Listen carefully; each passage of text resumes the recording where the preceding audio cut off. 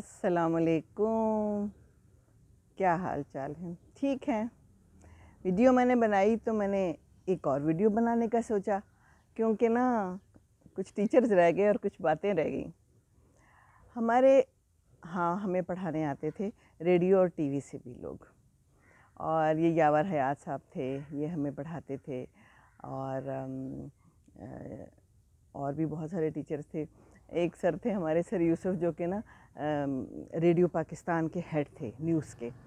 तो वो आते थे और उनका नाम ना चंदा रखा हुआ था। पता नहीं किसने रख दिया था चंदा।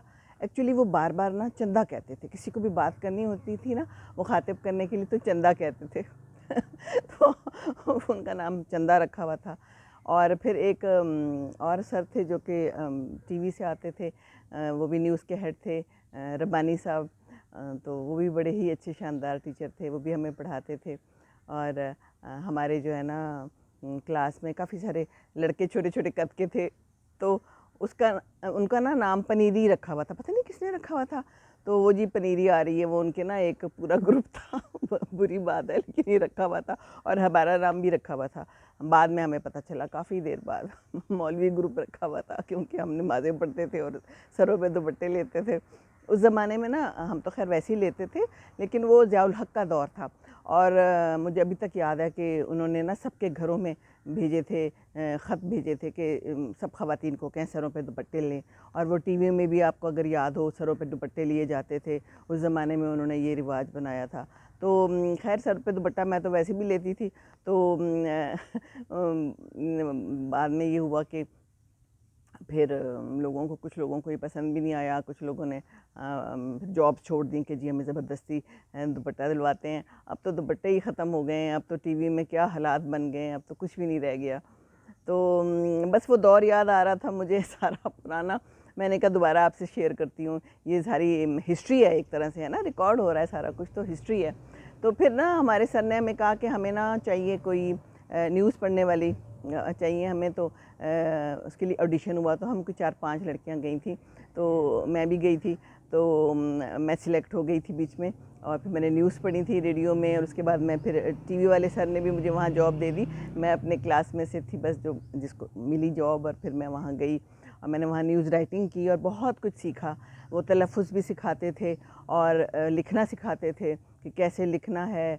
उस ज़माने में ये APP और इन टेली प्रिंटर से ना छोटी छोटी न्यूज़ आती थी, कुट कुट कुट कुट कुट कुट करते हुए ऐसे निकलती थी। उसको मैं काट काट के ना रखती थी, और मेरा ये काम था कि उनको चेक करना है कि उसमें से कोई ऐसी न्यूज़ है जो आज ख़बरनामे में जानी है या लोकल न्यूज़ में जानी है। 2 न्यूज़ होती थी। अब तो घंटे घंटे, आधा आधा घंटे बाद ब्रेकिंग न्यूज़ भी आ रही है, सब कुछ आ रहा है। उस वक्त तो PTV ही था। तो उसमें ये था कि बस आपने बताना है कि कौन सी न्यूज़ आनी है, और फिर वो मैं सर को दिखाती थी और फिर सर अप्रूव करते थे, तो वो ख़बर जाती थी। और वहाँ पर 2 थे जो कि न्यूज़ लिखते थे, और फिर उसको जो पढ़ना होता था, एक का नाम रशीद साहब था, एक नाज साहब थे, और एक उर्दू में टाइप करते थे। मैं कहती थी उर्दू में टाइप करना कितनी बड़ी बात है, ये कैसे कर लेते हैं। अब तो मैं भी कर लेती हूँ, फ़ोन ने सब कुछ सिखा दिया है। तो लेकिन उनकी राइटिंग बड़ी गंदी होती थी। बड़ा मुश्किल से पढ़ा जाता था। तो ये सारी बातें मुझे याद आ रही थी। और ये सर बड़े अच्छे थे, लेकिन उनको गुस्सा बड़ा आता था। हर वक्त कहते थे राउंड द क्लॉक काम करना है, जल्दी जल्दी काम करना है। और बड़ी सख्ती करते थे। बड़ा सर जो है लोग उनसे डरते थे। मैंने तो थोड़ी देर के लिए काम किया, कुछ 7-8 महीने के लिए, तो ग़ालिबन। और उसके बाद उस ज़माने में ये था कि जब आपने जॉब करनी है ना, मुझसे क्या पूछा गया था, ज़ाहिर है मैं जर्नलिज्म में तो कर ही रही थी। मुझे उन्होंने कहा था कि सारे 6 कलमे सुना दो, और मैंने फटाफट सुना दिए, बचपन से सीखे हुए थे। तो उन्होंने मुझे जॉब दे दी फटाफट। लेकिन ज़ाहिर है बाकी चीज़ें भी बीच में थी, लेकिन उस ज़माने में ये क्राइटेरिया हो गया था कि जी आपने, अच्छी बात है और सीखना भी चाहिए। अब तो लोगों को नमाज ही नहीं आती, और बड़ा कुछ ऐसा हो गया है, हालात अजीब से हो गए हैं। फिर जो हमारे रेडियो वाले सर थे, वो भी बड़े अच्छे शानदार सर थे, और बड़ा प्यार करते थे। और मुझे एक बात याद है कि ऑडिशन के लिए ना बड़ा बंद कमरा होता है, और उसमें ऑडिशन था मेरा। तो ये मेरे साथ थे सर, तो और भी कोई एक आध था, तो ये ना चेक कर रहे थे कि ये कोई डिस्ट्रैक्ट तो नहीं होती है, अगर कोई बात करती है तो अगर कोई डिस्ट्रैक्शन होती है तो क्या ये न्यूज़ पढ़ती चली जाएगी, रुकेगी तो नहीं। तो इन्होंने मेरी कुर्सी हिलानी शुरू कर दी, मेरे सामने से जो है ना कागजात पड़े उनको आगे पीछे करे जा रहे हैं। मैं दिल में सोच रही हूँ क्या कर रहे हैं सर ना, लेकिन मैं भी जमी रही, मैं अपनी पढ़ती रही और मैंने फ़र्स्ट क्लास ऑडिशन दिया और फिर मैं सिलेक्ट हो गई। मैंने कुछ अर्सा पढ़ी न्यूज़ रेडियो में और फिर इसी बलबूते पे मुझे न्यूज़ में वहाँ पर मिल गया टीवी में, पीटीवी में। और वही वाली बात कि अम्मी कहती थी नहीं, लेकिन अब्बू ने मुझे हमेशा सपोर्ट किया। अपने बच्चों पे एतमाद होना चाहिए ना, और अच्छे बुरे लोग हर जगह होते हैं, टीवी में भी थे, रेडियो में भी थे, है ना, लेकिन मैं स्ट्रॉन्ग थी। उन्हें पता चल गया ये बच्ची जो है ना ये और किस्म की बच्ची है। मैं वहाँ नमाज़ पढ़ती थी, अपना साथ जानेमाज़ लेके जाती होती थी। मेरा हर जगह यही होता था, जानेमाज़ साथ जाता था और मैं नमाज़ पढ़ती थी। मैं आपको मज़े की बात बताऊँ, कहाँ से कहाँ बात चली गई। हम लोग अमेरिका में रहे 1 साल, वजी पढ़ने गए थे वहाँ पर, मास्टर्स करने। तो मैं वहाँ पर बच्चों के साथ ही, तीनों बच्चे थे, छोटी वाली जो है अभी 6 साल की थी, बाकी इसी तरह ऊपर तले के। तो वहाँ पर नमाज का टाइम आता था, क्योंकि सुबह ही जाते थे और शाम को 4 साढ़े 4 वापस आते थे। दरमियान में ज़ोहर का टाइम आता था और मैंने इनको डाली हुई आदत नमाज की। मेरे बच्चे नमाज नहीं छोड़ते, कहीं भी हूँ, और मेरा भी यही हाल है, कहीं भी हूँ मैंने नमाज पढ़ लेनी है।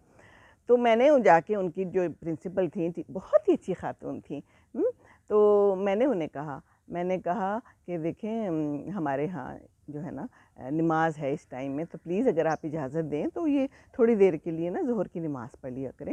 वो इतनी अच्छी थी, कहती हाँ हाँ बिल्कुल, क्यों नहीं। फिर उन्होंने इजाज़त दी, और जो हमारे साथ और भी थे ना मुसलमान पाकिस्तानी हमारे फ्रेंड्स थे, वो नहीं पढ़ते थे, उन्होंने भी साथ पढ़नी शुरू कर दी।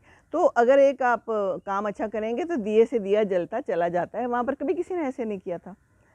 तो नमाज़ें तो पढ़नी चाहिए, बच्चों को शुरू से ही सिखा देनी चाहिए। मैं तो सर्दियाँ होती थी वहाँ पर बर्फ़ें पड़ती थी, हम लोग मिशिगन में थे, और मैं सुबह उठा देती थी बच्चों को, मैं कहती थी नमाज़ पढ़ो फिर सो जाओ। उस वक्त से आदत पड़ी हुई है। आप यकीन करें, मुझसे मेरी फैमिली में लोग पूछते हैं जिनके बच्चे हैं कि आपने आदत कैसे डाली। पहली तो ये आदत डाली कि मैं ख़ुद पढ़ती थी, मैंने तो वजी को भी आदत डाली है। हाँ बिल्कुल, इनके अब्बू मानते हैं, इनके घर वाले मानते हैं। तो आदत डालें नमाज के बच्चे को, लेकिन साथ में ख़ुद ने आपने पढ़नी है। आपने सुबह भी उन्हें उठाना है, आपने हर नमाज में, मेरे पोते आते हैं ना, जहाँ कहीं कुछ भी कर रहे हो मैं अपने साथ खड़ा करती हूँ, आ जाओ नमाज़ पढ़ो। उनको सब पता है कौन सी नमाज़ कैसी है, और मेरे साथ पढ़ते हैं। तो बात हो रही थी नमाज की, तो मैं वहाँ पर भी नमाज़ पढ़ती थी, जॉब भी करती थी, नमाज भी पढ़ती थी, और अपना ख्याल भी रखती थी, है ना। ख्याल रखना चाहिए, दुनिया में हर जगह पे लोग हैं, और बुरे भी हैं और अच्छे भी हैं। हमारे सर बहुत अच्छे थे। फिर वहाँ पर एक खातून थी, मुनव्वर हसन, अभी तक मुझे याद है, हसन जलील उनके हस्बैंड थे, जो कमेंटेटर थे, कमेंट्री करते थे ये क्रिकेट वगैरह की। तो उनसे बड़ी अच्छी मेरी दोस्ती हो गई थी, बड़ी अच्छी थी। अब पता नहीं कहाँ हैं, तो कहाँ से कहाँ पहुँच गए हम लोग। तो ये पुरानी सारी बातें जो है ना, बस ऐसे आए चली जा रही हैं। तो आप लोगों से मैंने कहा शेयर करूँ, है ना। अच्छा लगता है ना, कोई पुरानी बात बताएं। ये तो एक हिस्ट्री है ना, ये हुआ था उस ज़माने में, कैसे ख़बरें होती थी, और बस थोड़ी सी दुपट्टा पहन के आराम से बैठ के ख़बरें पढ़ ली जाती थी। और हाँ, वहाँ पर अनाउंसर्स होती थी, मेरी अभी भी फ्रेंड हैं 2 अनाउंसर्स, बड़ी अच्छी, नगमी और फ़ारूक। और वो ना जब कोई प्रोग्राम शुरू होता था ना, तो उससे पहले उन्होंने अनाउंसमेंट करनी होती थी। अब हम ये ड्रामा देखेंगे इनके ताउन से, और ताउन में आगे खूब सारी बातें, नाम होते थे किस किस के ताउन से, और वो उसके लिए बैठी होती थी। कितनी देर वो बैठी रहती थी सिर्फ इस बात के लिए कि अब प्रोग्राम शुरू होना है, उसके शुरू में आपने ये बोलना है। पता नहीं उस वक्त लिखा हुआ क्यों नहीं आ जाता था, बाद में तो फिर शायद यही हो गया, फिर तो एड्स बहुत बनने शुरू हो गए। अब तो बंदे का दिल करता है एड्स ही देखो, प्रोग्राम ना देखो, क्योंकि एड्स ही एड्स हैं, प्रोग्राम तो इतने थोड़े हो गए हैं। उसमें के अंदर चला देते हैं सारी जो है ना, वो मज़ा ही किरकिरा हो गया। और खबरों पे खबरें चले आ रही हैं, ब्रेकिंग न्यूज़। हमें ये भी सिखाया गया था ज़र्फ़ सहाफ़त क्या होती है। ये जो अजीब व गरीब ख़बरें हैं, उसने ये कर दिया, ऑथेंटिसिटी होती नहीं है, और जनाब बस ठीक है जी, लगा दें खबर, ब्रेकिंग न्यूज़, उसने ये कह दिया, ब्रेकिंग न्यूज़। ये हमें नहीं सिखाया गया, ये हमारी सहाफ़त में नहीं है। जिस तरह की आजकल सहाफ़त चल रही है ना, ज़र्फ़ सहाफ़त से कहते हैं, येलो जर्नलिज़म। हर चीज़ बता दो, हर चीज़ पता है नहीं पता, बेचना है अपना चैनल, अपना अखबार, हैं कितनी अजीब बात है। तो यादें बस आ रही हैं, मैं क्या करूं। बहुत सी यादें हैं, बड़ी प्यारी प्यारी यादें हैं अपने टीचर्स की, अपने फ्रेंड्स की उस ज़माने में। और बस ये प्यारी प्यारी बातें हैं। तो मैं तो यही कहूँगी, आजकल की जो सहाफ़त कर रहे हैं, शायद कोई ना कोई देख रहा हो। उसमें एक वारिस मीर के बेटे हामिद मीर भी हैं, और भी बहुत से हैं जिनका हमारे से ताल्लुक़ है। ये आरिफ निज़ामी साहब थे, ये भी आते थे, हमें पढ़ाते थे, लेक्चर देते थे। तो ये सारे जो हैं ना सहाफ़त के लोग, इनका फ़र्ज़ बनता है कि सही ख़बरें दें। ये ब्रेकिंग न्यूज़ के नाम पे जो आजकल धम्मा चौकड़ी मची हुई है ना, बहुत बहुत ही बुरी बात है। कोई ना कोई तो देख रहा होगा ना। तो बस यही कहना था कि खुश रहें और दूसरों को खुश रखें, अच्छी अच्छी ख़बरें दें, गलत ख़बरें ना दें, जो ख़बर में सदाकत हो वही ख़बर दें, ठीक है ना। और खुश रहें और दूसरों को खुश रखें, दूसरों की ज़िंदगी में जहर ना घोलें उल्टी पुल्टी ख़बरें दे के, ठीक है। चलें, खुश रहें, खुश रखें दूसरों को। दूसरे तब खुश रहेंगे जब आप उनको खुश रखेंगे, ठीक है ना। तो ख़्याल रखें। अस्सलाम वालेकुम वरहमतुल्लाहि वबरकातुहू।